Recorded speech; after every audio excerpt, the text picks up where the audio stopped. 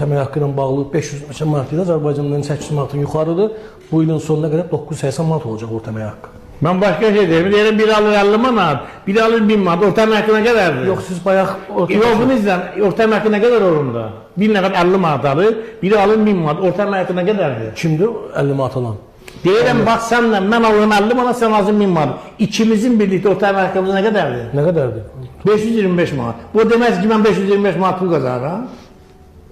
Ne diyeyim orta əmək? Ben dedim ki orta əmək anlayışı kaynıqlıdır. Bu elmez bu kaynıqlı rəqəmləri lazımsa xalqın başına oyununa getirildi.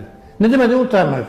Dünyanın hansı ölkəsində orta əmək haqqından danışılır? Sen minimum əmək haqqından danış ve istehlak zəmbilindən danış ve bazardaki qiymətlər, real qiymətlərlə istehlak zəmbili müəyyən et. Gör, istehlak zəmbili 500 manatdır, yoksa 100 manat ya 200 manatdır. Sen de danışırsan.